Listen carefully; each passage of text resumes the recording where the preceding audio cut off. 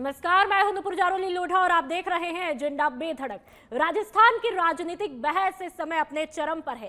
एक तरफ बीजेपी कह रही है कि उनके 2 साल के कार्यकाल में तेज निर्णय, इंफ्रास्ट्रक्चर पर फोकस, निवेश को बढ़ावा और केंद्र राज्य योजनाओं के बेहतर कोऑर्डिनेशन ने विकास को नई रफ्तार दी है। तो सवाल उठता है, क्या भजनलाल सरकार के 2 साल के तेज फैसले ने त्वरित क्रियान्वयन और नई दिशा दी, या क्या कांग्रेस के 5 साल का जन कल्याणकारी मॉडल ज्यादा प्रभावी रहा?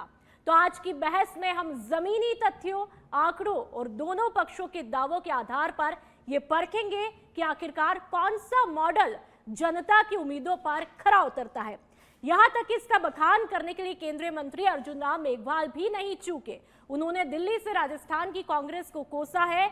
हमारे साथ में आज जो प्रतिनिधि जुड़ेंगे दोनों पक्षों के, उन पर उनसे अपनी अपनी उपलब्धि और योजनाओं का अपना अपना पक्ष जानने की कोशिश करेंगे।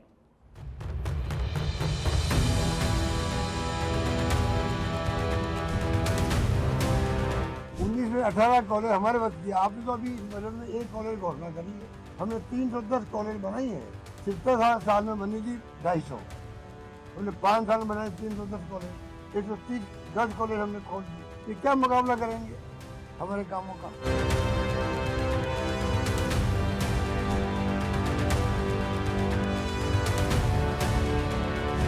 भाई 2 साल की प्रोग्रेस रिपोर्ट तो हम लाएंगे। 5 साल में आपने काम किया वो हम लेके आए। आपने कोई इससे ज्यादा काम किया है तो आप लेके आ जाते भाई।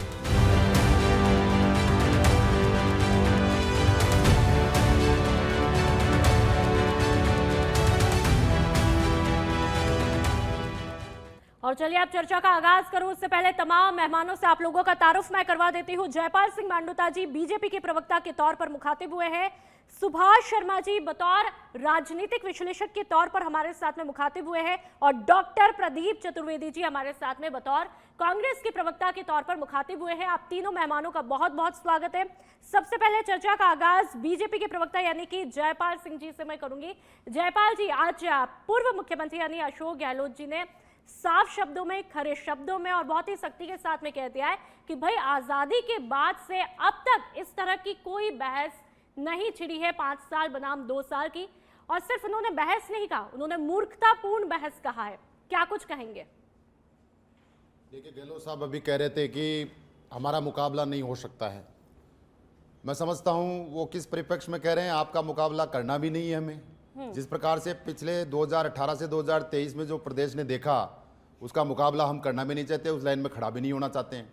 आपने प्रदेश के बच्चों के सपनों के सौदे किए, आपस में लड़ते रहे, प्रदेश के हितों को साइड में रख दिया। सरकार होटलों में रही, अपनी कुर्सी बचाने के लिए आप 5 साल लड़ते रहे। खैर वो अलग विषय। आप नुपुर जी, इसमें मुझे सख्त आपत्ति है कि 5 साल बनाम 2 साल क्यों नहीं होना चाहिए। यदि काम किया तो ठोक बजा के किया है और कह के किया है। और माननीय मुख्यमंत्री जी ने कहा सदन में पूरे 2 साल का लेखा जोखा रखा। और मैं समझता हूं ये लाइबिलिटी जिम्मेदारी होनी चाहिए। आज डेमोक्रेसी में ये जवाबदारी होनी चाहिए कि जो काम किया उसके बारे में लोगों को जानकारी हो, सदन में उसको रखा जाए। उन्होंने अपना हिसाब किताब दिया, इसमें क्या बुराई है? अब तुलना क्यों नहीं होनी चाहिए? हमने कहा, हमने संकल्प पत्रों के आधार पर जनता के बीच में गए, जनता ने हमें जनादेश दिया, उस जनता को हिसाब किताब देना हमारा फर्ज बनता है, हमारा कर्तव्य है। और वो कहां दिया जाए? वो सदन में दिया जाए, हमारा रिकॉर्ड होता है। इसलिए कल जब हम उसका हिसाब किताब माननीय मुख्यमंत्री जी दे रहे थे तो विपक्ष के पास में उसका जवाब नहीं था। उन्होंने पूरा देखा, बताया कि कांग्रेस का मतलब जीरो, ये बताया 600 घोषणाएं हैं जिन्होंने इन्होंने कर तो दी, लेकिन उनपे कुछ भी नहीं हुआ, जीरो, एक भी काम नहीं हुआ। 600 ऐसी घोषणाएं थी, 4200 में से 1900 घोषणाएं पूरी हुई है, बाकी सब में जीरो। तो इस प्रकार से कह देना क्यों नहीं होनी चाहिए? चर्चा बिल्कुल होनी चाहिए। यदि हमने काम किया, जो काम पिछले 30 सालों से लटकाए भटकाए कोर्टों में घूमते रहे, 1994 से यमुना जल समझौता, माननीय मुख्यमंत्री जी गहलोत साहब कह रहे थे नहीं हो सकता मुकाबला, नहीं हो सकता है क्योंकि दोस्ती निभाई आपने मध्य प्रदेश के साथ में। आज हमने उस काम को करके दिखाया।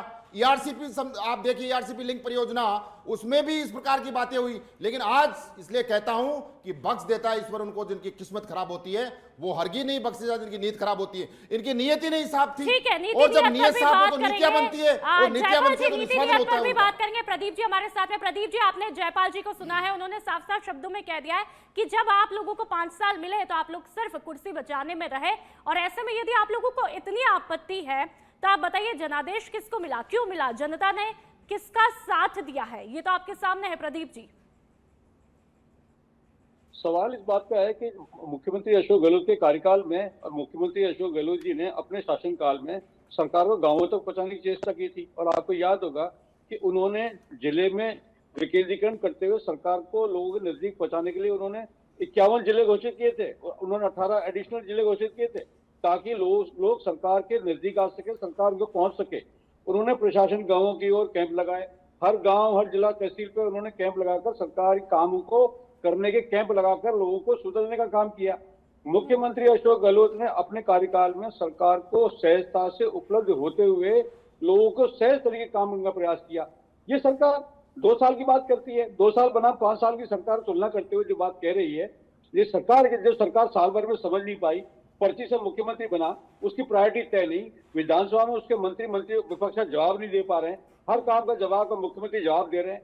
तो सवाल इस बात का है कि हमारे विधानसभा में प्रतिपक्ष नेता टीकाराम जूली जी, प्रदेश कांग्रेस के अध्यक्ष डोटासरा जी और अन्य लोगों ने जिस तरह का माहौल बनाकर इनको सवाल उठाए हैं व्यवस्था पर, उसका जवाब मंत्री नहीं दे पा रहे। और मंत्री जो है कभी सदन में नहीं होते हैं, कभी तैयारी की बात करते हैं, कभी अधिकारी नहीं होते हैं। तो आप देखते हैं कि वासुदेव देवनानी जी अधिकारियों को बार बार फटकार लगाते हैं कि जब मंत्री सदन में जब जवाब देते हैं तो वो उपस्थित मौजूद रहे। तो इस सरकार का स्वरूप अभी तक बन नहीं पाया, समझ नहीं पाया, और मुख्यमंत्री अकेले जूझ रहे हैं। जो कि मुख्यमंत्री पहली बार के विधायक हैं, उन्हें भी कोई सिस्टम मालूम नहीं है।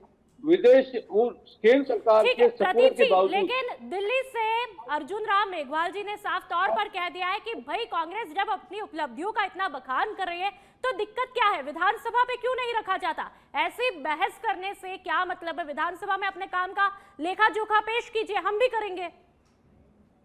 सरकार के विकेंद्रीकरण के प्रयास को धूमिल करने का प्रयास इन्होंने क्यों किया? सरकार ने 51 जिले बनाए, इन्होंने 10 जिले कम क्यों किए? मुझे बताइए। सरकार का विकेंद्रीकरण, सरकार को लोगों के पास पहुंचाने का काम, जो एक लोकप्रिय काम मुख्यमंत्री अशोक गहलोत जी ने किया था, उसका इन्होंने क्यों खराब किया? मुझे बताएं। सरकार का क्या लोगों के पास पहुंचना कोई बुरी बात है? सरकार का नजदीक होना लोगों के पास कोई बुरी बात है? इसका इन्होंने क्यों हस्तक्षेप करते हुए उसको कम करने का प्रयास किया? वो कोई कारण समझा सकते हैं मुझे आप? ठीक है प्रदीप जी, सेकंड राउंड में मैं आपसे रिएक्शन लूंगी। सुभाष जी हमारे साथ में बतौर वरिष्ठ विश्लेषक के तौर पर मौजूद है। सुभाष जी, आप बताइए, आपने 5 साल कांग्रेस के देखे और 2 साल जो भजनलाल सरकार के देखे हैं, जनता को, क्योंकि ये मुद्दा जो है वो जनता के लिए समर्पित है, जनता को आखिरकार किससे ज्यादा फायदा मिला है? राइट, तो देखिए बात यहाँ यह आ रही है कि मुख्यमंत्री भजनलाल शर्मा जो हैं वो भले आदमी हैं, भावुक आदमी हैं, नए हैं, राजनीतिक वो जो रंग है वो चढ़ा नहीं है जो अशोक गहलोत जैसे जो खांटी राजनेता हैं उनके ऊपर चढ़ा हुआ है। ऐसा रंग अभी भजनलाल जी के ऊपर चढ़ा नहीं है। भजनलाल शर्मा इस मामले में थोड़े से जिसको कहते हैं एडवाइजर्स की अभी बात समझ लीजिए, या नए नए हैं तो कुछ जोश भी ज्यादा है। ये जो मुद्दा पकड़ा गया है, असल में इस मुद्दे की ज्यादा जरूरत थी नहीं। आज आपने देखा होगा कि अशोक गहलोत की खांटी राजनीति सामने आ गई है। कल तक हम बोल रहे थे कि भाई अशोक गहलोत सदन में क्यों नहीं आते, जो संविधान की दुहाई देते हैं, जो बात हमेशा करते हैं प्रजातंत्र की, लोकतंत्र की, वो जब भी कांग्रेस सरकार में नहीं होती है तो उनकी उपस्थिति देख लीजिए आप। अशोक गहलोत जैसे राजनेताओं की उपस्थिति देखिए आप विधानसभा में, होती ही नहीं। लेकिन जब लगा कि भाई कल मीडिया में उठा, हमने भी उठाया था कि अशोक गहलोत क्यों नहीं आ रहे हैं, ये जो बाकी लोग कार्यकर्ता टाइप के लोग हैं, ये जो अशोक गहलोत के चुने हुए लोग हैं, यही क्यों डिफेंड कर रहे हैं? मुख्यमंत्री भजनलाल शर्मा ने जो बात कही है उस बात में दम है और ये लॉन्ग टर्म की दम है। लेकिन अभी ये इस तरह की बात नहीं थी, इसमें अशोक गहलोत को चुनौती थी असल में। अशोक गहलोत, लेकिन आज देखिए आप मीडिया मैनेजमेंट देखिए अशोक गहलोत का, और राजनीति का वो रंग देखिए जो भारत ने पिछले 75-76 साल में देखा है कि राजनेता किस तरह से एक मीडिया मैनेजमेंट करते हैं, एक इवेंट मैनेजमेंट करते हैं और जनता ठगी सी रह जाती है। 5 साल अशोक गहलोत मुख्यमंत्री थे। यदि वो मुख्यमंत्री अच्छे थे और प्रदेश में काम ढंके हुए थे तो उनको हार का सामना क्यों करना पड़ा?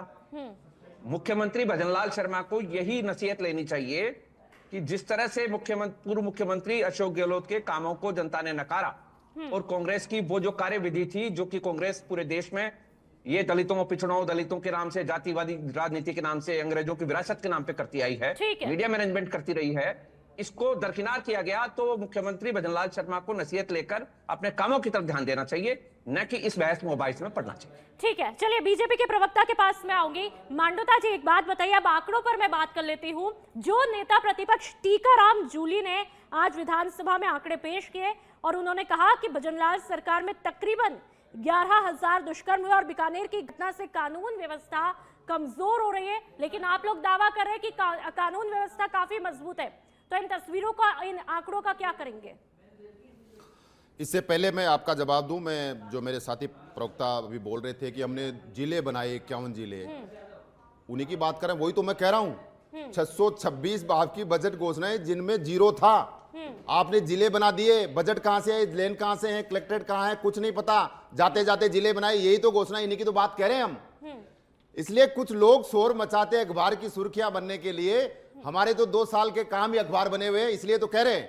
मैं निवेदन करना चाहूंगा कि हमारे जो बजट घोषणाएं हैं, माननीय भजनलाल जी ने कल सदन पे रखा, ये झूठ नहीं हो सकता है। जो सदन के पटल पे जो बात रखी जाती है, यही है वो जो मैं लेके आया हूं। ठीक है, आप अच्छी बात है, आप आंकड़े पेश करें, लेकिन आज जो नेता प्रतिपक्ष टीकाराम जूली ने, मैं नुपुर जी उस पे आ रहा हूं। 90% घोषणाएं हैं जो जिनकी स्वीकृति हो चुकी है और 80% ऐसी घोषणाएं हैं जिन पे काम हो चुका है या काम जारी है। इस प्रकार इसलिए हम कह सकते हैं कि राजस्थान में जो माननीय भजनलाल जी के नेतृत्व में जो काम हो रहा है, इसलिए इस पे बहस होनी चाहिए।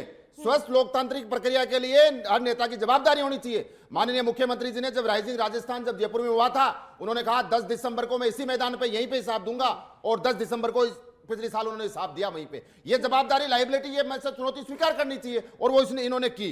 अब आप जो दुष्कर्म की बातें कह रहे हैं, मैं नहीं कह रहा हूं, अखबार की बातें कह रहे हैं, एनसीआरबी की रिपोर्ट बताती है। हाँ, एनसीआरबी की रिपोर्ट बताती है, 2022-23 की रिपोर्ट आई है, देख लीजिए। अपराध जो अपराध बलात्कार में राजस्थान 1 नंबर में था, नेटबंदी में 1 नंबर में था, SC/ST के प्रति अपराधों में 1 नंबर में था, महिला अपराध में 1 नंबर में था। आज वही एनसीआरबी की रिपोर्ट कहती है कि 15 से 16% अपराधों में कमी आई है। अब ये कहते हैं साहब हमने कहा कि FIR दर्ज करते रहो। तो जब सख्त कानून हो, माननीय मुख्यमंत्री जी के नेतृत्व में राजस्थान में विकसित राजस्थान 2047 की नींव रखी जा चुकी है। आप जब सदन छोड़ के भागे, कल बहस करते ना, क्योंकि आपके पास जवाब नहीं था। माननीय मुख्यमंत्री सदन के नेता हैं, उन्होंने पूरा डिटेल में सारी चीजें रखी। लेकिन आप बीकानेर की घटना पे क्या बोलेंगे, और जो नेता प्रतिपक्ष टीकाराम जूली ने जो आंकड़ा पेश किया उस पर क्या कुछ बोलेंगे? देखिए, मैं अभी तक कुछ नहीं बताया। क्या एनसीआरबी के आंकड़े आपने पेश किए, अच्छी बात है, लेकिन इन आंकड़ों का क्या करें? जो बीकानेर की घटना हुई उसके बाद क्या करें? देखिए, मैं एक एक घटना को लेकर 2018 से 2023 की घटना को लेकर बैठ जाऊंगा ना, तो ये तो क्या ये मायने नहीं रखती है? पूरी एनालिसिस कीजिए ना, पूरी 5 साल का एनालिसिस कर दीजिए। प्रदीप जी, मैं आपके पास आऊंगी। 2 साल और हम क्या करें, वही तो कीजिए। लेकिन कांग्रेस पार्टी आज बीकानेर की घटना को लेकर बैठ गई, और बीकानेर की घटना से 2 साल की तुलना नहीं हो सकती ना। ठीक है प्रदीप जी, आपने बीजेपी के प्रवक्ता को भी सुना है, 5 साल बनाम 2 साल की बात हो रही है। ऐसे में जब आंकड़ों की बात होती है तो बीजेपी लगातार अपनी उपलब्धियां गिना रही है कि कानून व्यवस्था पर हमने जोर दिया है, माफियाओं पर लगातार कार्रवाई हुई है, जो कि वो कहते हैं कि कांग्रेस के राज में, यानी कि 2018 से 23 में धड़ल्ले से पेपर लीक होते हैं, लेकिन हमने पूरी तरह से उस पर लगाम लगाई है और पेपर लीक में सख्ती के दावे, ये लगातार बीजेपी का कहना, और ये भी कहा है कि 2 साल में एक भी पेपर लीक नहीं हुआ है। पेपर लीक की जहां तक बात है, सबसे पहले मैं कहना चाहूंगा कि अगर इस पर किसी ने अग्रिम कार्रवाई की थी तो अशोक गहलोत की सरकार ने की थी। एसओजी का जो कार्यक्रम सरकार ने स्थापित किया, उसी तरह लोगों को गिरफ्तार किया गया। आज उसी जांच को आगे बढ़ाने में सक्षम होनी है बीजेपी सरकार। जहां बीजेपी की सरकार अपनी जिम्मेदारी के प्रति बात नहीं करके सिर्फ कांग्रेस कोसने काम कर रही है, तो इससे काम चलने वाला नहीं है। और दूसरी बात, हमको पक्ष के तौर पर नकारा नहीं गया है। हमने भी इस चुनाव में 70 सीटें जीती हैं। हम विधानसभा में एक बहुमत लेकर बैठे हैं। सवाल इस बात का है कि हम अगर कम सीटें लाएं तो इसका मतलब ये नहीं कि हमारा राजनीतिक अस्तित्व नहीं है। सवाल इसी बात का है कि टीकाराम जूली जी और डोटासरा जी मिलकर के विधानसभा में जिस तरह का इनको चुनौती दे रहे हैं, ये इनके न तो मंत्री और न विधायक उनका सामना करने की स्थिति में है। तो आप बता दीजिए, आपके कार्यकाल में 5 साल में क्या 5 बड़ी योजनाएं जिनसे जनता को बहुत बड़ा फायदा हुआ, जो 2 साल पे भारी पड़ रही है, आप बता दीजिए। मैं आपसे कह रहा हूँ ना कि जिस तरह की योजनाएं अशोक गहलोत सरकार ने की थी उसका परिणाम देख लीजिए कि हम 70 सीटों के साथ विधानसभा वापस आए हैं। अगर हमने काम नहीं किए होते 70 सीटें नहीं आती। हमारे पास पहले 24 सीटें भी आई हैं, हमारे पास उससे भी कम सीटें आई हैं, लेकिन पर सवाल यह जीते है कि नहीं हमने ना काम किया प्रदीप था। जी, पर सरकार तो नहीं आई ना, हमने- सरकार नहीं आई। प्रदीप जी बढ़ी नहीं है, आपकी 25 सीटें कम हुई है, इसे हार ही कहते हैं। जनता ने नकार दिया। सरकार ने किया तो एक्नॉलेज नहीं कर रही आपकी है 100 सीटें से सरकार। 25 सीटें कम हो गई तो जनता ने नकार नहीं दिया ना आपको, आपके मॉडल को नकार जी, दिया। आप जी, एक योजना नहीं बता पाए, एक भी योजना नहीं बता पाई कि कौन सी योजना है जो ठीक है। प्रभावी रूप से इनका ठीक क्रियान्वयन है हुआ। प्रदीप जी, आप अपना ऑडियो चेक कर लीजिए। सुभाष जी के पास में मैं आती हूँ। सुभाष जी, यदि हम कांग्रेस राज की बात करें, 2018 से 23 की बात करें, तो लगातार कांग्रेस ने बखान किया चिरंजीवी का, जो तकरीबन 25 लाख का, ठीक है, ओपीएस पेंशन का दावा किया है, महंगाई राहत कैंप के नाम पे खूब तारीफें बटोरी है, और ऐसी कई तमाम योजनाएं जिनको लेकर के कांग्रेस कह रही है कि भाई हमने बहुत अच्छी अच्छी योजनाएं दी है और उसी को बीजेपी आगे बढ़ा रही है। तो वही बीजेपी सबसे ज्यादा फोकस कर रही है कानून व्यवस्था पर, इंफ्रास्ट्रक्चर पर, सड़कें, पेयजल, इन सब को लेकर के बीजेपी वाह वाह लूटने की कोशिश कर रही है। लेकिन हकीकत क्या है वो आप बताइए। देखिए, कांग्रेस बेसिकली सोशलिस्ट जो आइडियोलॉजी है उसके ऊपर चलने वाली पार्टी है। इनकी शुरुआत जो है वो सोशलिस्ट उससे हुई है, और नेहरू जो थे वो सोशलिस्ट उससे चला करते थे। तो वो देश को उस तरह से ढालना चाहते थे कि भाई हर काम सरकार करेगी, चिकित्सा का काम होगा, एजुकेशन का काम होगा, ट्रांसपोर्ट का काम होगा, बैंक का काम भी सरकार ही करेगी। मतलब सारी जगह सरकारी दखलंदाजी, सरकारी हस्तक्षेप, और सरकार जो है वो बेसिकली एब्सोल्यूट पावर में रहेगी। और एब्सोल्यूट पावर जहां भी रहता है वहां करप्शन ज्यादा होता है, ये हमने देखा है। रशिया को जो आधार बनाकर नेहरूवियन जो हमारी पॉलिटिक्स चली है सोशलिस्ट की, बाद में कांग्रेस को इसका पछतावा हुआ, और पीवी नरसिम्हा राव के टाइम कांग्रेस ने उसको चेंज किया, और वो सोशलिस्ट से बाद में ओपन मार्केट इकोनॉमी, जिसको कैपिटलिज्म कहते हैं, उसके ऊपर आई। लेकिन अभी भी कांग्रेस मिक्स उसमें फंसी हुई पड़ी है। कांग्रेस अपनी दिशा तय नहीं कर पा रही है। चिरंजीवी योजना जैसी योजनाएं हैं, ये प्रोपेगेंडा ज्यादा है और लाभ इससे कम होता है। इसकी बजाय आप जनता को स्ट्रेंथन करें, जनता को। बाकी तो ये इंश्योरेंस से ही तो चल रहा है, चिरंजीवी योजना भी इंश्योरेंस से ही चल रही थी, तो इंश्योरेंस कंपनियां ही इसका फायदा उठा रही थी। दवा जो मैन्युफैक्चरर हैं, हॉस्पिटल के जो लोग हैं, वही इसमें कबाड़ेबाजी कर रहे थे। अब सामने आ रही है ना चीजें सारी। तो बेसिक बात यह है कि कांग्रेस का जो कंफ्यूज्ड एक राज चलाने का तरीका है, जो कि उन्होंने शुरुआत में ही कंफ्यूजन कर दिया, और देश में आज जो भी समस्याएं पैदा हुई हैं। लेकिन एक बात इसमें है कि वर्तमान सरकार में बैठे हुए लोगों को उनकी कमियों को न दिखाते हुए, ठीक है कमियां हो गई ना, जनता ने देख लिया, लेकिन आपका दायित्व तो बनता है कि 12 साल से आप केंद्र में काबिज हैं, सरकार आपके 2 साल से राज्य में है, ज्यादातर राज्यों में भारतीय जनता पार्टी की सरकार है। तो काम जिस गति से होना चाहिए था उस गति से भारतीय जनता पार्टी भी नहीं कर रही है। भारतीय जनता पार्टी भी उसी तरह की लाल फीताशाही, उसी तरह की ब्यूरोक्रेटिक प्रॉब्लम्स में फंसी हुई है। भारतीय जनता पार्टी के साथ भी एक प्रॉब्लम है कि वो कांग्रेस की रखी हुई जो सोशलिस्ट जो विचारधारा है उसको भी नहीं छोड़ना चाहती, और कैपिटलिज्म की तरफ भी पूरी तरह से नहीं आना चाहती है। ये प्रॉब्लम चल रही है, इसको डील विद किया जाना चाहिए। जहां तक बात वर्तमान राजस्थान सरकार की है, ये जो बात आ रही है ना सामने की 2 साल बनाम 5 साल, आइडिया में कमी नहीं है। देश की आजादी के साथ ही ये तय होना चाहिए कि भाई किस बजट में कितनी योजनाएं आपने निकाली हैं, कितनी घोषणाएं की हैं, और उनके ऊपर काम क्या हुआ है।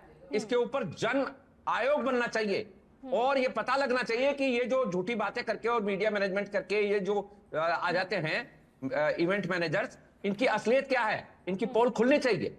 ठीक है, ये जो काम हो रहा है ये ठीक हो रहा है, लेकिन इसके विधानसभा इसका वो पटल नहीं था। विधानसभा में जनता की काम होने चाहिए। ठीक है सुभाष जी, आज एक बहुत इंपॉर्टेंट कमेंट जो है पूर्व मुख्यमंत्री यानी कि गहलोत जी ने दिया है। उन्होंने कहा कि प्रधानमंत्री आ रहे हैं, अभी 28 तारीख को अजमेर आ रहे हैं, सौगातों का शायद आपको हमें सभी को इंतजार है, लेकिन ये भी कहा कि जिन 19 कॉलेजों का उद्घाटन वो करने आ रहे हैं, वो 18 तो कांग्रेस सरकार की ही देन है और एक जो है वो बीजेपी की है। तो क्या ये क्रेडिट लेने की राजनीति है? सुभाष जी, इस पूरे बयान को हम कैसे देखें?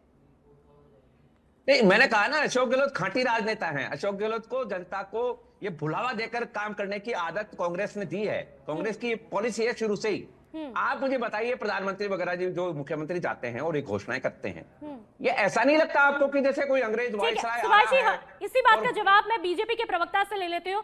जयपाल जी, एक बात बताइए, पूर्व मुख्यमंत्री अशोक गहलोत जी कहते हैं कि ठीक है, मुख्यमंत्री भजनलाल शर्मा सरकार में बहुत सारे काम हुए हैं, ठीक है, चलिए देखते भी है कि मेहनत कर रहे हैं, लेकिन जो प्रधानमंत्री नरेंद्र मोदी अजमेर आ रहे हैं, ऐसे में 18 कॉलेज, शायद 19 कॉलेज जो है उसका उद्घाटन करने आ रहे हैं, लेकिन 18 तो जो है वो कांग्रेस के टाइम पे ही थे।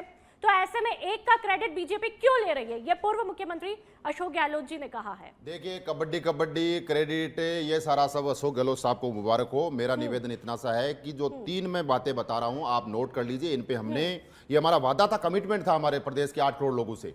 आप देखिए, जो प्रदेश के अंदर माहौल बना हुआ था, 19 में से लगातार 17 पेपर लीक हुए। कांग्रेस पार्टी के नेता सुनियोजित रूप से पेपर लीक, बसों के अंदर पेपर लीक करा रहे थे। हमने एसआईटी का गठन करके उन माफिया को अंदर किया। हमने कमिटमेंट किया कि 5 साल के दौरान 4 लाख लोगों को रोजगार देंगे। 1 लाख पहले साल हमने दिया। 1,53,000 से ज्यादा भर्तियां प्रक्रियाधीन है और 1 लाख के लिए हमने कैलेंडर निकाल दिया। और प्राइवेट सेक्टर के अंदर 6 लाख लोगों को रोजगार देंगे, 2 लाख को दे चुके हैं। पानी रहीमन पानी राखिए, बिन पानी सब सून। तो इस बात को मानते हुए कि राजस्थान के लोगों से ज्यादा इस पानी के लिए पीड़ा और तकलीफ को कौन समझ सकता है, उस तकलीफ को माननीय भजनलाल जी ने समझा और पहले साल के दौरान देवास परियोजना, ईआरसीपी परियोजना, यमुना जल समझौता, इन पे काम किया। और आज धरातल पे देखिए आप बार-बार, जयपाल जी, आपके प्रवक्ता बीजेपी के जब भी आते हैं एआरसीपी का बहुत राग अलापते हैं, लेकिन अभी तक फिर भी राष्ट्रीय परियोजना घोषित नहीं हो पाई अभी तक। राष्ट्रीय परियोजना इंपोर्टेंट नहीं है। परियोजना इंपोर्टेंट ये है कि पानी मिले लोगों को, 21 जिलों को पानी मिले। राष्ट्रीय परियोजना घोषित करते हैं, पानी आ जाएगा क्या? पानी आ जाएगा उसमें, पानी आ जाएगा उसमें। हमारा लक्ष्य है कि 21 जिलों को सिंचाई को और पीने का पानी मिले, और उसके लिए बजट अलॉट हो गया। अभी बजट में देखा आपने, पैसे अलॉट कर दिए माननीय दिया कुमारी जी ने यमुना जल समझौते के लिए। इसलिए मेरी बात मैं कंक्लूड करता हूं। और तीसरा काम जो मुख्य रूप से हमने किया कि आज राजस्थान में, जो राजस्थान को पिछड़ा हुआ समझते थे कि यहां पे उद्योग नहीं लग सकते थे, ये लोग 4 साल बाद में इन्वेस्ट राजस्थान लेके आए। एग्जीक्यूशन रेट क्या था? मात्र 2%। और एक केवल प्लांट टीबी के अंदर लगा, उस प्लांट में भी इनके विधायक और सांसद ने गोलियां चलवा दी। हमने 8 लाख करोड़ का पहले साल के अंदर ग्राउंड ब्रेकिंग किया और उनके अकॉर्डिंग हमने नीतियों का निर्माण किया। और जब नीयत साफ हो, तो नीति बनती है और उनका निष्पादन किया। सुनिए 1 मिनट, जो ये तुलना कर रहे हैं ना, तोल लीजिए तराजू के अंदर प्रत्यक्षम किम प्रमाणम। ये डाटा वो ये जो विधानसभा में रखा, फार्म पॉइंट जो 2 साल में हमने किया और कांग्रेस ने किया। कांग्रेस सरकार ने 5 साल में मात्र 202 करोड़, हमारे 298 करोड़। खेतों में तारबंदी उन्होंने 300, उनकी 113 लाख मीटर, हमारी 313 लाख मीटर। अभी जयपाल जी को आपने सुना, ईआरसीपी को लेकर के इनके प्रवक्ता भी जब भी आते हैं तो ये भी राग लाते हैं, और आप लोग भी ईआरसीपी इस बात पे मुझे सख्त आपत्ति है। आप भी कह रहे हैं, मैं बता देता हूँ। 1 मिनट, नवनेरा डैम पे आप जाके देख आइए, नवनेरा डैम पे जाके देख आइए कि पानी की आवाज शुरू हो गई है।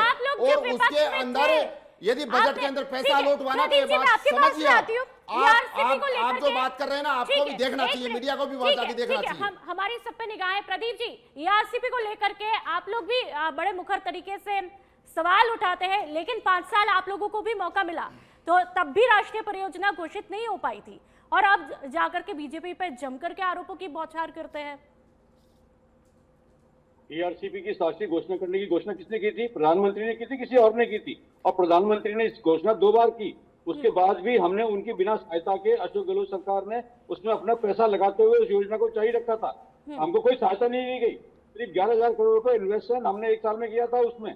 तो सवाल यह है कि जिस प्रधानमंत्री ने राष्ट्रीय परियोजना घोषित करने की 2 बार घोषणाएं की इस ईआरसीपी को लेकर, उसका भाजपा ने आज तक भी। अब आपका चेहरा बेनकाब हो चुका है, प्रदेश के लोग जान चुके हैं प्रदेश के लोग आपके चेहरे को।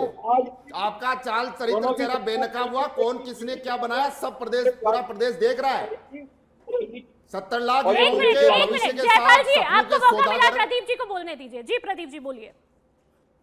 इन्हें बोलने दीजिए, इनको झूठ बोलने का, ठीक है प्रदीप जी, हमारे पास टाइम कम है। ठीक है प्रदीप जी, आप नहीं कर पाए सच्चाई का। प्रधानमंत्री ने क्यों नहीं की?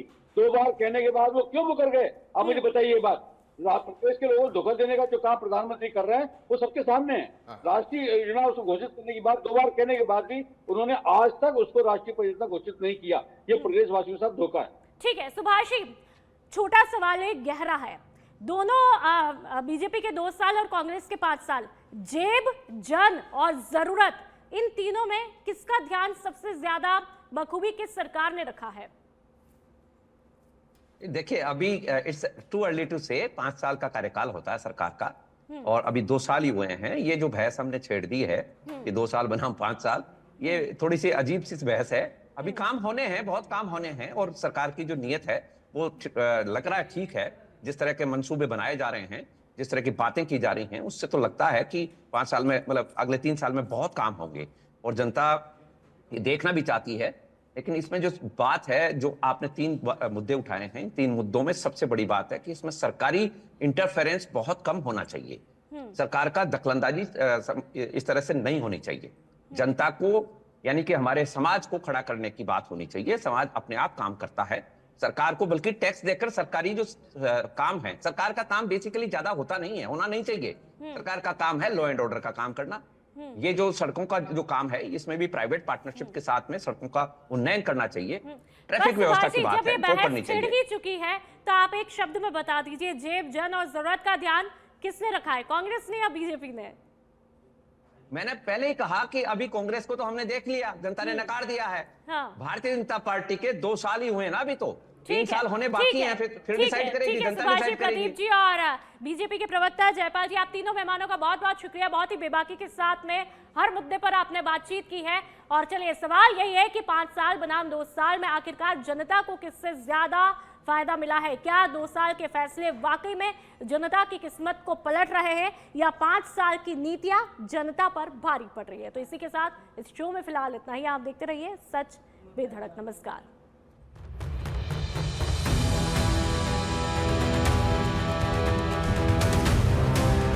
19 में 18 कॉलेज हमारे बच गए। आपने तो अभी बजट में 1 कॉलेज घोषणा करी है। हमने 310 कॉलेज बनाई है। 70 साल में बनी थी 250, हमने 5 साल में बनाए 310 कॉलेज। 130 कॉलेज हमने खोल दिए। ये क्या मुकाबला करेंगे हमारे कामों का?